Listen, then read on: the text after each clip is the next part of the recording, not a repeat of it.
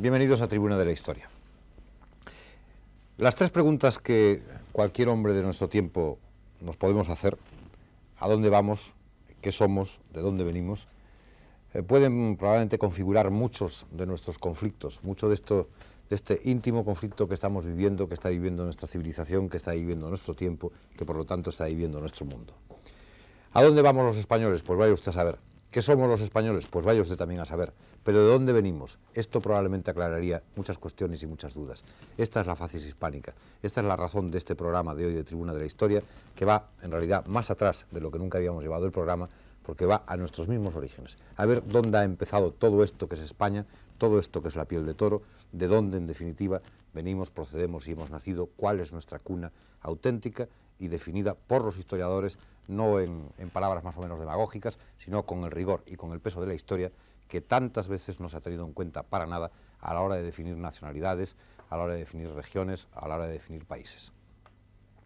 En un libro que se llama La historia pintoresca de España, de Robert Curó, es uno de los capítulos, precisamente el que se llama Los orígenes, la facies hispánica, se dice: como el mascarón de proa de un navío que emerge de la bruma, la efigie de una bella desconocida, la dama de Elche, de los arqueólogos, simboliza los primeros contactos de una España que apenas sale de la prehistoria, con civilizaciones ya muy avanzadas de la antigüedad. A esas civilizaciones, a esa antigüedad, a esa dama de Elche o a esa dama de Baza, que ahora verán va a tener mucho que ver en este programa de hoy, porque aquí está uno de sus protagonistas, vamos a referirnos a lo largo de estos minutos. Vamos a presentarles a nuestros ilustres invitados de hoy. Son las personas que mejor pueden configurar este estudio de esta facies, y vamos a pasar, como siempre, a los breves minutos firmados de introducción en el tema. Son, por un lado, don Antonio Blanco Freijeiro, es catedrático de la Complutense, de la Universidad de Madrid, y don Antonio Blanco es uno de los autores de una nueva historia de España, que es como una historia para ser de verdad leída, como algo, una aportación completamente nueva en el mundo editorial y que merece una consideración de por qué nuestra historia antigua nos preocupa tanto, por qué esto se vende en tal cantidad de ejemplares, a cifras que serían muy difíciles de poder soñar hace muy poco tiempo, y aquí está. Historia 16 ha editado esta historia de España, y la España antigua de Altamira a Sagunto lleva las firmas de don Jesús Valiente y sobre todo de don Antonio Blanco Freijeiro, que es hoy nuestro invitado. Naturalmente es arqueólogo y por lo tanto de estas excavaciones donde esas proas de barcos que decíamos al principio emergen, es testigo y es partícipe de muchas de ellas. Don Francisco José Presedo Velo es catedrático de la Universidad de Sevilla, catedrático de Historia Antigua, y es precisamente el descubridor de la dama de Baza. A lo mejor en cualquier otro país el señor Presedo, pues no sé los honores que tendría que tener, no sé cuántos títulos le habrían sido otorgados. Si fuera en Inglaterra sería usted ser, por lo menos, tendría usted muchas condecoraciones. Aquí ha sido usted citado en un juzgado de guardia, que es más o menos el fin que parece esperarle a todo arqueólogo que se atreva a tratar de descubrir lo que ha sido nuestro principio, lo que ha sido nuestra historia. Vamos a citar entre sus obras las memorias de las excavaciones en el Alto Egipto. Don Francisco Javier Fernández Nieto es catedrático de la Universidad de Valencia, decano de la Facultad de Letras de la Universidad, y entre sus obras vamos a citar el estudio sobre la colonización griega en la península ibérica. Don José María Blázquez Martínez, catedrático de la Universidad de Madrid, de la Complutense, citamos entre sus obras la historia de la religión en la España antigua. Y hechas las presentaciones, vamos a las imágenes filmadas para entrar en el tema. Si entendemos por España lo que esta es a nivel del hombre de la calle, un ámbito geográfico que ocupa la mayor parte de la península ibérica e islas adyacentes, podemos hacer remontar los orígenes de su historia al momento en que se rastrean sus primeros pobladores, los hombres del Paleolítico. Este primer capítulo encierra una singular brillantez, ya que por ser la península una parte del suroeste de Europa, fue escenario durante el Paleolítico superior de un florecimiento cultural, bien patente en sus manifestaciones artísticas, que por ahora no tiene, ni probablemente tendrá nunca, parangón en ninguna otra parte del mundo. Pero ni el acontecer de estos milenios, ni el de otros que después lo siguen, reúnen una condición básica para calificarlos con propiedad de históricos: la documentación escrita. Si historia quiere decir por su propia etimología relato o narración de sucesos, es menester que la palabra aporte desde los nombres de las personas y de las cosas hasta las frases que hacen infinita la capacidad de expresión. Ello no fue posible en nuestro caso hasta que los griegos empezaron a ocuparse del país que ellos llamaban Iberia. Gracias pues a los griegos primero y a los romanos después, la luz de la historia empieza a hacerse sobre nuestro suelo.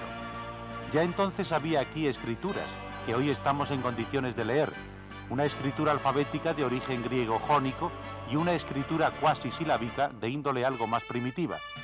Pero, por desgracia, si hoy podemos leer estos documentos, no logramos en cambio entender las lenguas en que están escritos. Por ende, a pesar de sus muchos aspectos útiles, todavía son inútiles como fuentes de información. Si quisiéramos dar una fecha tope a las primeras referencias griegas a cosas de España, habríamos de remontarnos a los alrededores del año 700 a.C. Ya entonces cuenta Hesíodo en la Teogonía que Gerión era un magnate gaditano poseedor de una hermosa ganadería, de la que Hércules se apoderó tras dar muerte a su dueño. Sobre este asunto escribirá poco más tarde todo un poema épico, la Gerioneida, el siciliano Estesícoro de Himera. A las referencias míticas seguirán muy pronto las históricas y las geográficas. Heródoto dará noticias de los viajes de los samios y de los focenses al opulento reino de Tartesos. Otros viajeros y cosmógrafos trazarán las primeras cartas de navegación, señalando los pueblos y los accidentes geográficos del litoral atlántico y mediterráneo de la península. La primera consecuencia de ese afán de información por parte de los griegos y también de los fenicios, aunque la inmensa mayoría de los documentos de este origen se hayan perdido, es una iluminación repentina de la península, como si sobre ella, envuelta aún en sombras, se hubiese encendido de pronto un poderoso foco de luz. Sacando datos de autores antiquísimos, que en gran parte pueden remontarse al siglo VI a.C., un escritor romano tardío, Rufo Festo Abieno, compuso un extrañísimo poema geográfico, la Hora Marítima, merced al cual podemos columbrar una carta de la península en los albores mismos de su historia, cuando pueblos como los Aefes y los Cemsos del litoral atlántico, cuyos nombres no vuelven a figurar en ninguna otra parte escrita, conviven junto a otros que en cambio perdurarán en sus mismas sedes hasta la colonización romana. En suma, que desde entonces, desde el siglo VI a.C., la península hace su entrada en la historia escrita, pero merced a hombres de fuera, no a sus propios habitantes indígenas, de los que aún no estamos en condiciones de entender la lengua. En el panorama que entonces comienza a perfilarse, se distinguen unas grandes agrupaciones de pueblos: los tartesios del sur, los iberos del levante, los celtíberos de la meseta, los lusitanos del oeste. Nuestro conocimiento de ellos no depende exclusivamente de las fuentes escritas, aunque éstas sean fundamentales, sino que tiene una segunda, amplísima base documental en el campo de la arqueología, que proporciona al historiador, en primer lugar, una estupenda galería de imágenes esculpidas y pintadas que aquellos pueblos hicieron de sí mismos. En ellas podemos contemplar a sus hombres y a sus mujeres, con sus vestidos, sus armas, sus joyas, sus ofrendas a las divinidades, sus actitudes de salutación o de plegaria, como ellos mismos quisieron perpetuar su efigie. Gracias también a la arqueología, tenemos amplia evidencia material de sus poblados, sus casas, sus tumbas, sus lugares de trabajo, talleres, minas. Conocemos infinidad de armas, herramientas artesanas, aperos de labranza.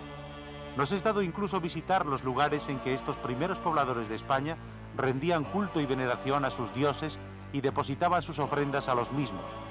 Dioses del cielo, cuyo símbolo era el toro de poderosa testuz, dioses de la fecundidad, de la navegación, de la salud y de la vida, del mundo infraterreno y de la muerte. Todo esto y mucho más lo documenta ampliamente la arqueología. Pero no acaban aquí las fuentes de información. Aunque el uso que podemos hacer de las inscripciones grabadas en piedra y en metal sea todavía escaso por nuestro desconocimiento de las lenguas prelatinas de España, algo de provecho sacamos de la lectura de nombres de personas y de pueblos.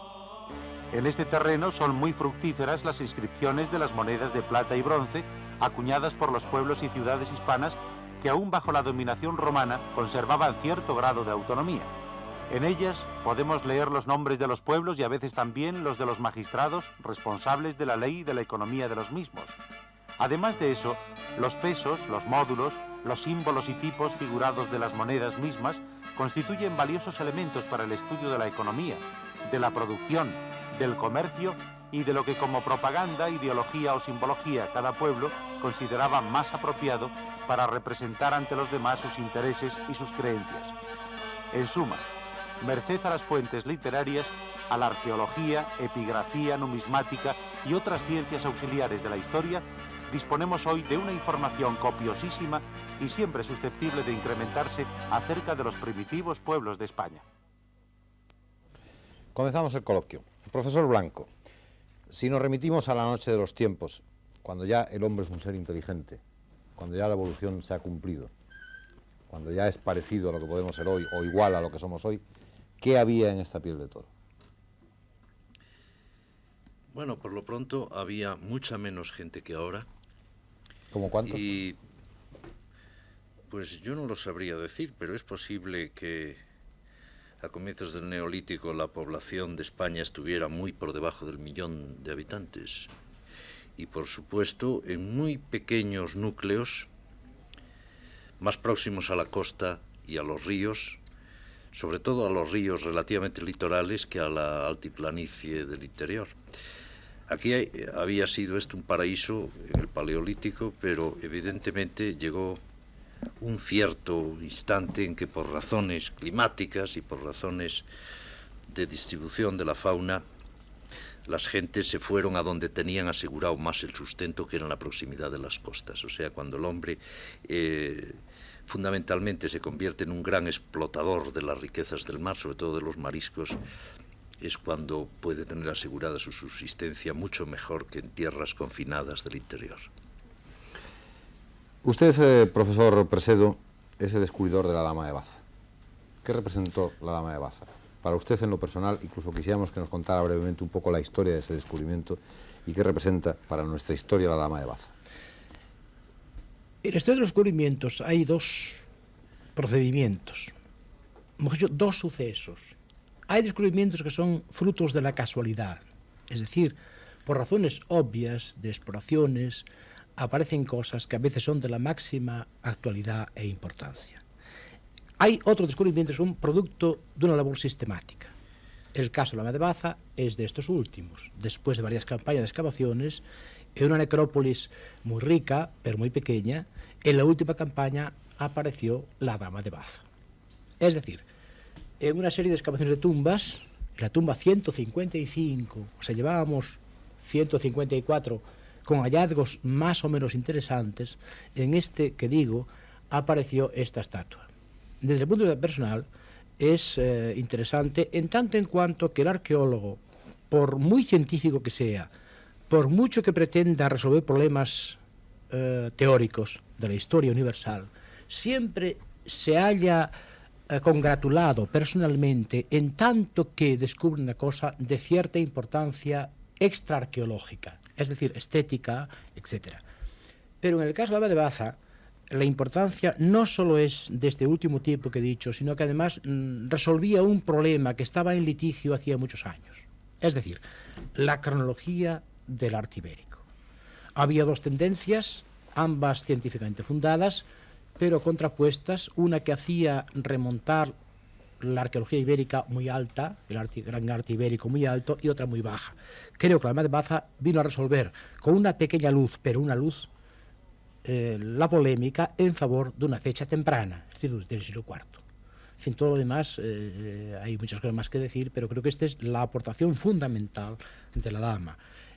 Entre otras cosas, se pudo ver una estatua pintada en todo su color, que sabíamos que la había, pero aunque la Dama de Elche tenía restos de color, no se había podido fotografiar, ver y estudiar una estatua tan bien coloreada. ¿Quién era realmente la Dama de Baza?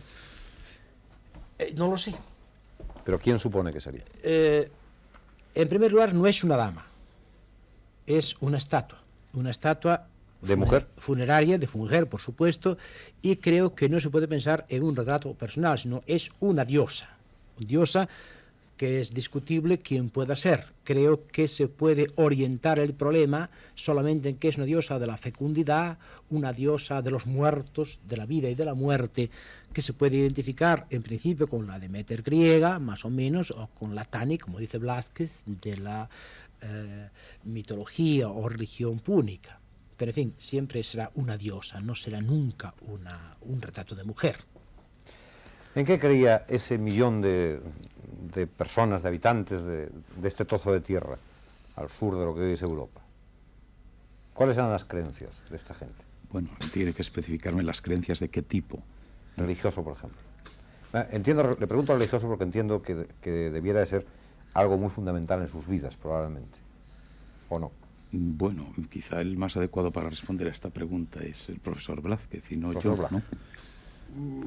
Bueno, yo he tratado el tema de la religión en varios artículos y libros míos y he llegado a la conclusión de que la antigüedad, y concretamente la península ibérica, el pueblo, los pueblos, mejor dicho, de la España antigua, vivían totalmente inmersos en la religión. Es decir, la religión juega un papel muchísimo más importante que juega hoy día, donde en gran parte la religión ha quedado reducida a una cosa privada, ¿verdad? Es decir, por ejemplo, los contratos que hacían los bletonenses de la provincia de Salamanca con los romanos se hacían ofreciendo un sacrificio humano y un caballo. Cuando había también tratados entre los pueblos de la España antigua y los romanos, también las divinidades infernales jugaban un papel muy importante. Conocemos en la época ya histórica, prerromana y en la época romana, una gran cantidad de documentos, pero desgraciadamente tenemos muy pocas fuentes literarias. Y lo que decía, o lo que yo le oía a Palotino en Roma hace muchos años, que decía que si la religión cristiana, de la cual tenemos tantísimos documentos, perdemos toda la documentación escrita, aún los dogmas más sencillos se nos escaparían. De la época prerromana tenemos santuarios ibéricos, tenemos una gran cantidad de representaciones de diosas, tenemos símbolos, tenemos objetos religiosos que podemos identificar bastante bien por comparación con lo que pasaba en el resto del Mediterráneo, ¿verdad? Se trata de una religiosidad en gran parte vinculada con diosas de la fecundidad, con dioses también de la fecundidad y con un carácter de ofrecer sacrificios en gran parte para dar algo y recibir algo, ¿verdad? Yo en este aspecto creo que la religiosidad ibérica y la de otros pueblos no se desarrolló grandemente. Es decir, cuando llegaron los romanos, aquí estaba la cosa todavía en una concepción un tanto primitiva, quizás semejante a la de la Roma arcaica, la Grecia arcaica, la Etruria arcaica. Después conservamos muchos nombres de dioses de la época ya romana, a través de las inscripciones, sobre todo en las partes menos romanizadas. Son dioses más o menos del carácter de la religión de la Galia, ¿verdad? Posiblemente con una triada más importante sobre otros, ¿verdad? Pero realmente muchos aspectos se nos escapan. Conocemos muchísimos nombres y algo a través de la etimología o de la filología podemos rastrear, pero el verdadero carácter de la religiosidad, dijéramos, muchos aspectos fundamentales de rituales, de creencias, de etcétera, pues se nos escapan totalmente. Aunque cada vez se está haciendo más gracias a la arqueología, porque las fuentes literarias aportan muy poco ya. Bueno, usted, profesor Fernández, en todo caso, esta sociedad, ¿cómo era culturalmente, económicamente? ¿Cómo vivían? ¿Qué pensaban? Bueno, aquí habría que hacer algunas diferencias porque entiendo que estamos englobando, en fin, en un único a sociedades bastante diferenciadas. Es decir, incluso en el tema de la religión, naturalmente habría que distinguir entre religiones de origen indoeuropeo, religiones que puedan ser continuidad del mundo neolítico, de los primitivos habitantes, aportaciones extranjeras, en fin, religiones ibéricas puras con sus sincretismos, digamos, de origen oriental o griego, etcétera. Bien, desde ese punto de vista, pues realmente, como ya se ha indicado aquí, por un lado tenemos los testimonios de las fuentes escritas, que no son excesivamente indicadores en ese sentido, y por otro están los datos de la arqueología con toda la complejidad de su interpretación. Bien, podríamos hablar pues de sistemas, por ejemplo, de tipo político o quizás de sistemas económicos, es posible, de relaciones jurídicas o de sistemas jurídicos dentro de cada uno de estos pueblos, pero entiendo que desde luego habría que diferenciar en cada caso si estamos hablando del mundo ibérico, en fin, del mundo céltico, del mundo tartésico, del mundo indoeuropeo, con todo lo equívoco quizá de esta denominación, etcétera. Evidentemente, pues sí, se han podido hacer algunas reconstrucciones referentes a estos sistemas, creencias, etcétera. Con respecto, por poner algún ejemplo, en fin, al mundo político, evidentemente, junto a sistemas monárquicos, conocemos otros pueblos que se rigen por sistemas quizá de tipo oligárquico, en fin, de aristocracias, de senados locales, etcétera. En cuanto a sistemas económicos tenemos y sociales también bastantes diferencias con respecto a los sistemas de ocupación de la tierra, por ejemplo, de reparto de la propiedad, de movilidad o de acceso, etcétera. Pero son todos ellos datos, en fin, inconexos y que realmente no permiten reconstruir, por ejemplo, cómo funcionaba el sistema exacto de las magistraturas, es decir, cuál era la participación popular, etcétera, etcétera. Es decir, todo esto, en fin, es más bien una serie de incógnitas ante las que nos planteamos y podemos emitir ciertas hipótesis, a veces, a mi juicio, demasiado aventuradas, porque evidentemente los puntos de apoyo más firmes en nuestro caso son las fuentes escritas, y estas siempre tienden a mediatizar hacia la mentalidad del propio escritor griego o romano que las relata y a identificar o analogizar con su propio sistema algo nuevo que él ha encontrado y que quiere explicar desde su propia mentalidad, y esto evidentemente nos plantea, como digo, una serie de problemas que nos hacen o nos obligan a movernos siempre en el terreno de la hipótesis. ¿Cuál fue, profesor Blanco, quizá la primera convulsión por la llegada de influencias exteriores? Es decir, la primera, digamos, invasión pacífica, la primera vez que ese millón tranquilo, que tal vez de habitantes, se encuentra con algo completamente distinto, con otro mundo que viene de fuera. Bueno, esto nos llevaría otra vez, nos obligaría a dar un salto de más de un milenio, porque de lo que ha estado hablando el profesor Fernández Nieto y lo que usted me está preguntando, supondría remontarme desde la época inmediatamente de las colonizaciones, o sea, los primeros siglos anteriores al cambio de era, o a la presencia de los romanos en España, remontarme al año 2000, a la llegada, suponiendo que haya tal llegada, de pueblos que traen a nosotros la metalurgia y las... suponiendo digo, eso es muy importante porque yo no creo en nada de eso.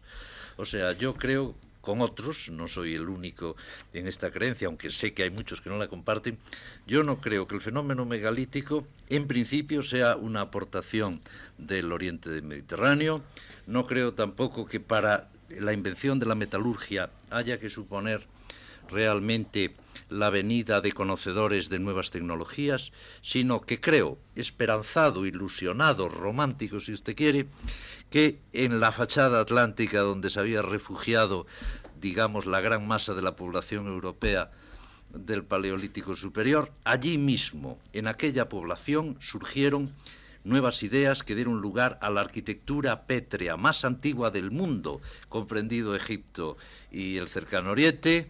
O sea, monumentos como los Henches británicos y los más primitivos megalitos que hoy el carbono 14 están demostrando que son anteriores a las primeras construcciones de este tipo en el Cercano Oriente. Y por otra parte, creo también que dadas las condiciones, y en esto creo que soy de los que más han investigado el terreno con otros, el terreno de los orígenes de la metalurgia, creo que aquí había las condiciones para que el conocimiento de metales nativos como el oro, la plata nativa por una parte y por otra, minerales que pueden dar lugar a metales industriales como es la malaquita o la azurita en función del cobre, todo esto se daba aquí y bastaba simplemente un hombre imaginativo, inteligente, capaz de ver las posibilidades de aquellos recursos para que se iniciase aquí una metalurgia per se e independiente. Todo esto es muy nuevo, pero ahí está el Renfrew, The Birth of Civilization y otros libros de otros autores que encuentro que merecen por lo menos una gran consideración, y esto nos eliminaría a esos presuntos invasores, en principio. Invasores, pues vamos a admitir que ya en el segundo milenio, cuando la navegación está en condiciones de afrontar por lo menos el mar Mediterráneo, digo los cretenses, los anatólicos, etc., lleguen aquí gentes que dan lugar a nuestro bronce I, avanzado, sea ya las fases más adelantadas de los millares o las ideas de las primitivas ciudades del tipo de los millares mismos o de Vilanova de San Pedro. Ese sería para mí el momento de la primera invasión o de la primera inmigración, porque no sabemos si esa gente realmente entró aquí manejando la espada, sino más bien la palabra, el regalo, el comercio, una serie de sistemas de penetración diplomáticos que no tienen por qué ser necesariamente belicosos. Y luego el segundo momento sería el Bronce II, lo que llamamos el Largar, que ya tiene otra problemática, y creo que en este punto no cabe ya discutir, puesto que hay importaciones cicládicas y de otros tipos, relaciones muy concretas con el mundo exterior del Mediterráneo oriental. ¿Son ustedes partícipes de la misma opinión o algunos de ustedes están en desacuerdo? Bueno, no, en líneas generales... Quisiera añadir algo nuevo. Sí. Bien, no, yo participo, en fin, plenamente de la opinión de Blanco, en el sentido de que evidentemente se puede y creo que se debe hablar por primera vez de esa inmigración, como él muy bien ha dicho, esta idea de las invasiones, en fin, y de las sucesivas oleadas, que siempre comporta un aspecto de irrupción bélica o por la fuerza, etcétera. Esto hay que desecharlo en parte a partir del segundo milenio y de la cultura de los millares. Y yo en eso estoy, en fin, plenamente de acuerdo. Y con respecto a la idea, en fin, de que pudo haber una metalurgia nacida aquí y que con una persona, en fin, suficientemente inteligente se podría desarrollar, aquí sí que soy verdaderamente más escéptico. Yo pienso que, en fin, estamos en torno a una idea sobre la que, por ejemplo, se ha discutido a menudo de quién es el inventor de la escritura y de que hay siempre tiene que haber una persona que ponga en desarrollo algo, es decir, un inventor, un adaptador, etcétera. Esto se ha discutido, por ejemplo, con respecto al mundo griego, y se ha publicado un libro sobre quién pudo ser ese benemérito inventor del alfabeto griego, como personalizado, en fin, en alguien tangible. Incluso se ha dicho, pues fue un cretense en tal momento, hubo quien opina que se hizo en otro lugar, en fin, pero por una persona a quien se le ocurrió la idea exacta de trasladar el sistema silábico fenicio a un sistema alfabético, en fin, etcétera, ¿no? Vamos, el sistema consonántico fenicio, etcétera. Bueno, entonces, bueno, esto podría ocurrir, evidentemente, que hubiera habido una persona a quien se le hubiera ocurrido este desarrollo de la metalurgia, pero yo pienso que esto puede ser más bien un resultado de contactos, en fin, prolongados, en donde, en fin, a base de una asimilación concreta de técnicas y de estar en contacto con personas que tienen otra experiencia, bien, alguien o un grupo ha desarrollado este sistema, ¿no? Pero, desde luego, me parece bastante difícil a la vista de los precedentes, en fin, en otros lugares del mundo mediterráneo antiguo, que se hubiera desarrollado de esta forma, en fin, insólita. Aquí, ahora, hay momentos en que, evidentemente, un descubrimiento puede aparecer al unísono en varios lugares, es decir, tampoco como hipótesis es desechable. Esto es una cuestión personal de criterios, más bien de convicción con respecto a la difusión de la cultura en el mundo antiguo, ¿no? Yo quisiera Sí. intervenir un poco en este tema. Sí, le iba a pasar la palabra al profesor Blázquez. Bueno, yo Enseguida lo que iba a decir, casi lo ha dicho ya mi colega.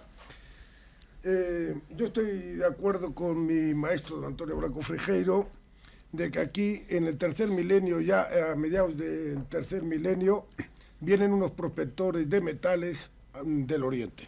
El Oriente era muy pobre en metales, ¿verdad? Y aquí todo el mundo viene a sacar metales. España era el Perú, el dorado de Occidente, dijéramos, del mundo antiguo.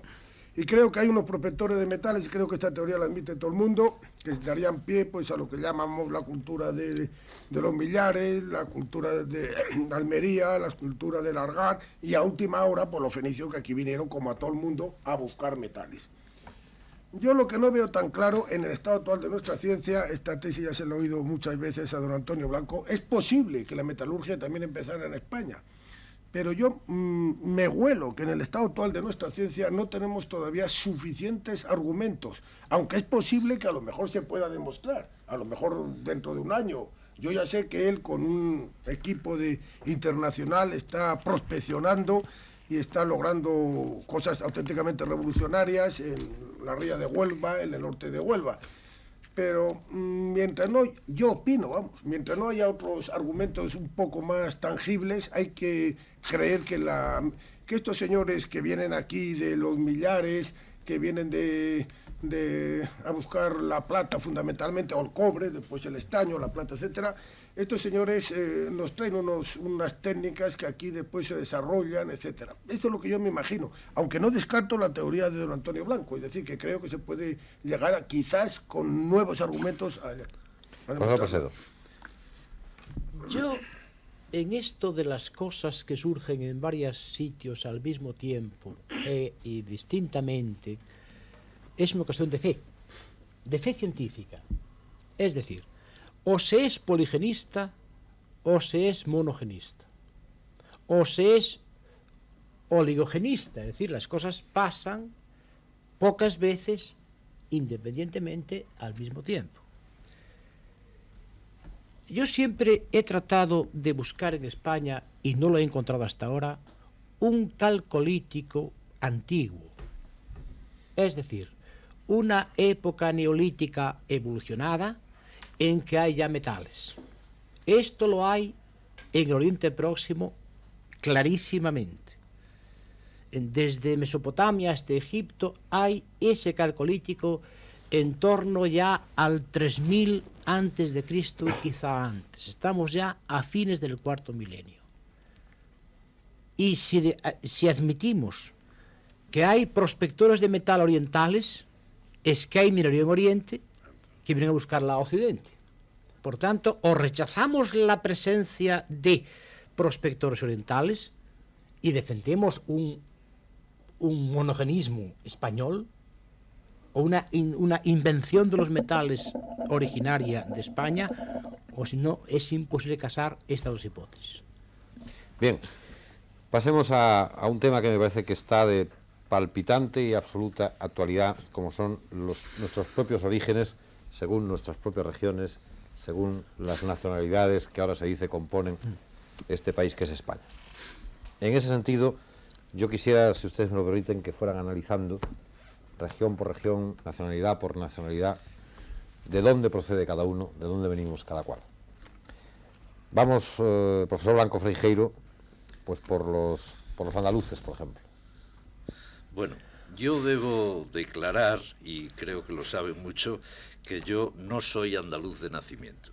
Yo soy gallego de nacimiento y de familia. Pero yo he vivido y he ganado el pan que hemos comido yo y mi familia durante 15 años como catedrático de la Universidad de Sevilla, y por tanto me considero con tanto derecho como el que más a que se me considere andaluz. Y por tanto me atrevo a hablar de esto con conocimiento de causa. Creo que ninguno de los aquí presentes me contradecirá o me contradirá si digo por lo pronto que a lo largo de la historia y por razones muy diversas, Andalucía ha sido la avanzadilla de España, de la península ibérica, en el campo de la civilización. No vamos a entrar en quiénes fueron los agentes, los promotores de ese avance, pero es un hecho cierto que la civilización tartésica en la antigüedad, la romana antigua de Andalucía, la árabe de Andalucía y hasta diría la del Renacimiento y posrenacimiento en sus relaciones con América de Andalucía, son la vanguardia de España. Sobre esto, el hecho de que el andaluz tiene un talento natural para portarse y proceder como un hombre civilizado, hay otro hecho, que tiene unas grandes riquezas naturales. Lamentaría coincidir en esto con algún partido político, porque no es esa mi intención, y supongo que nadie, antes de que los partidos políticos hablasen de esto, los profesionales de la ciencia lo hemos dicho. Andalucía ha sido efectivamente un país explotado por los fenicios, por los romanos y hasta, si me apuran, por los árabes, y no digamos después. Pero también es cierto que en los andaluces ha habido, desde la antigüedad, ese fenómeno que llamaríamos estoicismo, una cierta apatía, una cierta indiferencia, una cierta actitud de sentarse delante de casa esperando que el enemigo o el adversario pase en sus funerales, y que esto ha producido una situación de la que seguimos viviendo. Creo que el fenómeno histórico de Andalucía es una lección magnífica de la necesidad de conocer la historia para el comportamiento del hombre actual. Pero puesto esto por delante, diré que creo que es un país que tiene una vitalidad, que la ha tenido y lo ha demostrado a lo largo de la historia. Se podría hacer una galería de personajes andaluces que es la más impresionante de toda la península y que en esto va por delante, me alegro de no ser andaluz para decir esto, por delante de todos los demás españoles. Y debo decir también que a muchos paisanos míos les he dicho, nosotros vamos a Andalucía a aprender a ser más humanos, más civilizados, más racionales y más artistas. Que conste que detesto lo que se entiende como folclore andaluz. Me refiero a lo que es verdaderamente la esencia del pueblo andaluz como personas y como artistas. Profesor Blázquez, los vascos. Y perdóneme porque es el lugar común en el que caemos siempre, brevedad porque nos quedan 10 minutos, esa es la tristeza de todas las emisiones. Bueno, yo no soy vasco, aunque he trabajado en fuentes referentes a los vascos, poniendo al día un trabajo ya viejo del gran hispanista Zulte.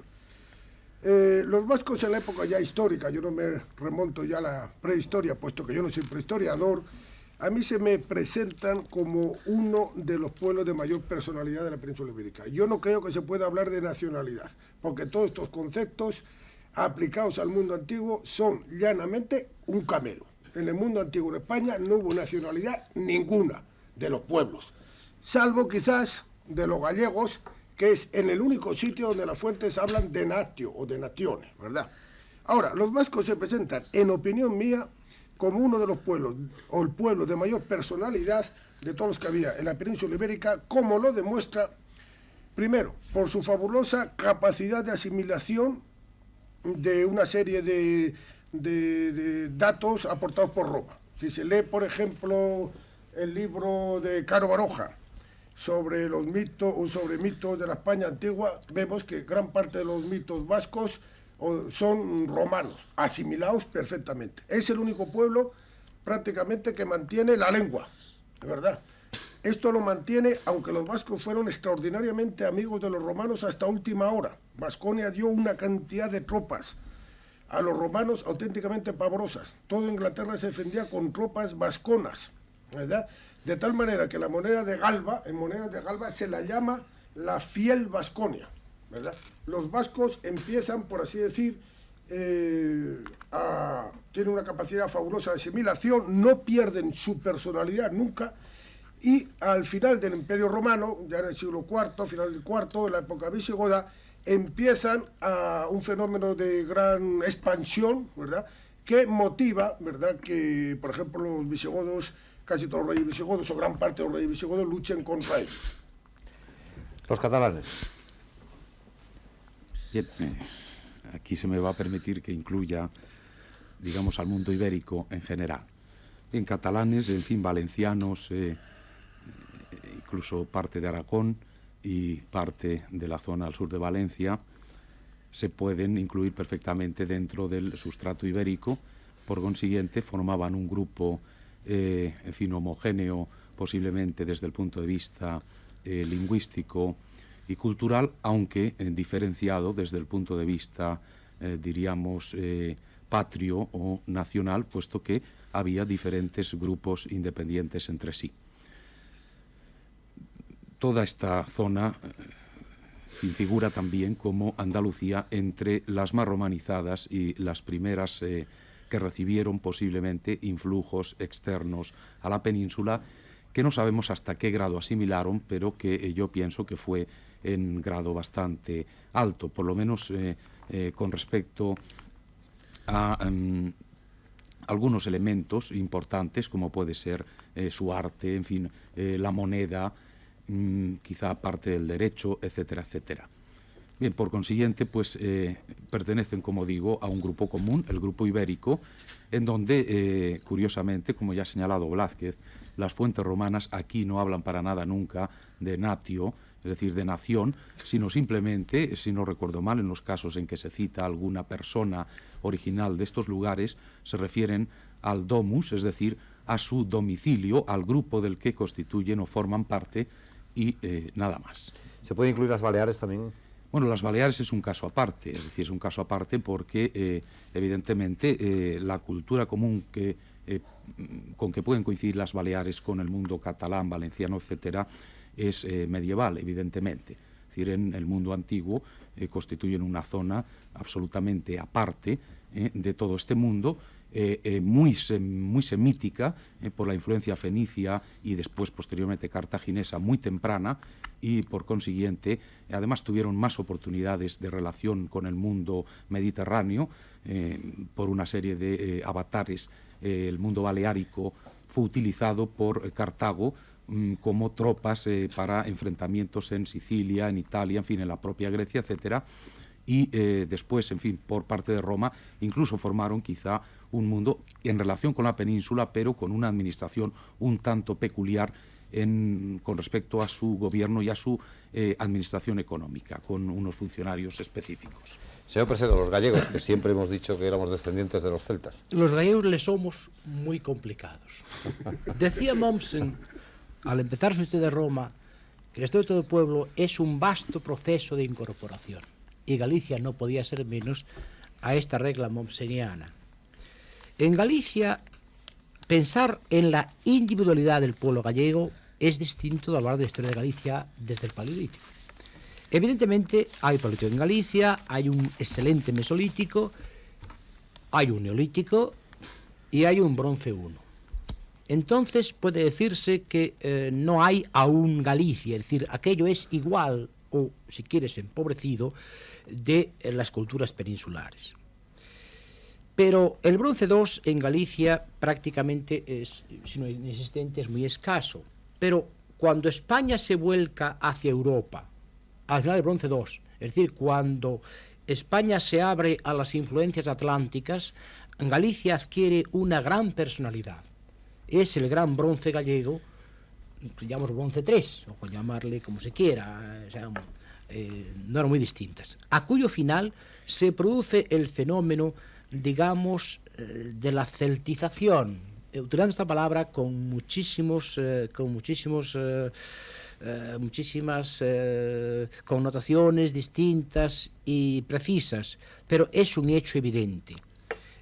Bosch Impera destacó en su tiempo la presencia de los ambrones, que ahí están, hay topónimos que son indudables, y que crean una facies gallega especial, la facies gallega que antes y después se expresará arqueológicamente en las mamuas y en los castros. Pero a su vez también hay que destacar la gran aportación del sur.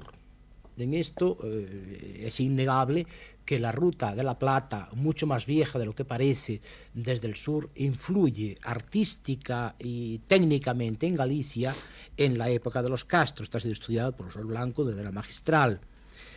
E incluso la gran presencia romana será a partir del sur. De Cádiz saldrán las grandes expediciones de Décimo Junio Bruto, etc. Y César irá desde Cádiz, no desde otro lugar. Con lo cual se produce en Galicia la romanización, que es un elemento de nuestro idioma, evidentemente es un idioma latino, no cabe duda. Pero yo creo que la personalidad de Galicia, que hoy admitimos como tal, y yo me siento solidario de nuestra tradición completa, desde muy antiguo, se debe a la presencia de los suevos. Si rastreásemos en el idioma gallego las palabras que quedan, nos encontraríamos con palabras suevas evidentes. No quiero decir que las palabras sean siempre un elemento definitorio, pero para mí son muy importantes. En el gallego hay palabras como broa, por ejemplo, que es una palabra evidentemente sueva, hay muchas más, y creo que es lo que personalizó a Galicia. Pero hay que reconocer en Galicia otro fenómeno que quiero destacar, que es que cuando en Galicia se produce una gran cultura, esta gran cultura se mantiene mucho tiempo, igual que el bronce se mantiene durante muchísimos siglos. No es que no haya hierro, claro que lo hay, no cabe duda, igual que el románico, que anula hasta el gótico. Galicia es digamos, una región apartada de las corrientes mediterráneas, pero muy vinculada al norte atlántico, pues produce unas cosas muy especiales que creo que acusan y enriquecen nuestra personalidad.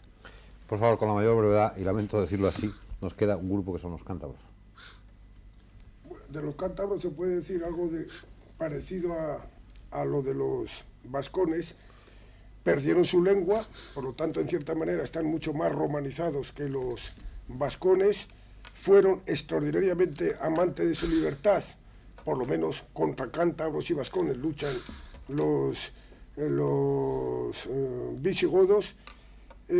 Tenían una desventaja con los astures, que no tenían la gran cantidad, y galaicos, vamos, la gran cantidad de minas de oro que tenían los pueblos un poco más al noroeste, y claro, para un romano los cántabros va unido con la epopeya de las guerras cántabras, donde demostraron una fuerte personalidad, una gran valentía, y después en gran parte pues asimilaron mucho la cultura romana, sin perder nunca una serie de tradiciones que venían de la época prerromana y que se mantuvieron posiblemente pues hasta la Edad Media avanzada, y muchas cosas han llegado hasta nuestros días. ¿Y Castilla? Castilla es otra cosa distinta, ¿verdad? Para los romanos, los celtíberos eran un auténtico coco, ¿verdad? Celtíberos y lusitanos. Pero yo creo que en este aspecto los celtíberos se romanizaron muchísimo más y en cierta manera perdieron su personalidad, pero después hay un fenómeno muy interesante que yo siempre he aceptado, que ya hablaba Santa Olaya y muchos franceses, etcétera, de que el elemento indoeuropeo, vamos a llamarlo celta, por llamarlo de alguna manera, ya sé que a lo mejor el profesor Blanco se sube a la parra, pero vamos a llamarlo así, siguiendo las últimas teorías de Tobar, rebrota. Ahí en la cosa de Castilla rebrota un elemento prerromano continuamente, ¿verdad? En este aspecto yo estoy de acuerdo con cierta tesis de los franceses que hablaban de lo galo, y aquí podemos decir la de los celta, pero este elemento no solo es en Castilla, sino en otros pueblos que también participaron del elemento celta o indoeuropeo. Bien, nuestro tiempo se termina, pero yo quisiera, profesor Blanco Frejero, que con la máxima brevedad, por favor, y lo siento, ¿se puede históricamente, como historiador, hablar de nacionalidades? Pues estamos otra vez en el campo de la teoría. Según Bosch Gimpera, sí. Según otros muchos, Américo Castro, Sánchez Albornoz, yo, por ejemplo, creo que se puede hablar de la nacionalidad hispana, y estoy hablando como romano. Yo no conozco a nadie en época romana que diga de nacionalidad ibero, o de nacionalidad celta, o de nacionalidad, bueno, céltico, no. Conozco quien dice natione lusitanos, natione hispanus. Por tanto, creo que en la antigüedad, en la época romana, los habitantes de la península, de nuestra patria, o como ahora se prefiere decir, de nuestro país, se consideraban unos desde los Pirineos para abajo, en la piel de toro, rodeados por los mares, y que eso se llamaba Hispania, y que ellos, sin demasiado chauvinismo quizás, pero en todo caso, se sentían orgullosos de pertenecer a esa comunidad. Nada más. Muchísimas gracias por sus interesantísimos testimonios. Esa es la historia de Hispania, ese es el principio y todo lo demás sobra. Esa es la única cera que arde, nos cuenten lo que nos cuenten, según nos dice la historia, 4 catedráticos de historia y 4 personalidades. Esto está recogido en esta formidable publicación, Historia de España, que nos llevará a conocer algo que debíamos de conocer mucho más profundamente para ver la verdad mucho antes de otras palabras, de otras verdades que no son ciertas, que no son reales, que no son historia. Por aquí, en estos brevísimos minutos, ha pasado esta historia auténtica contada por 4 auténticos catedráticos, la historia de Hispania.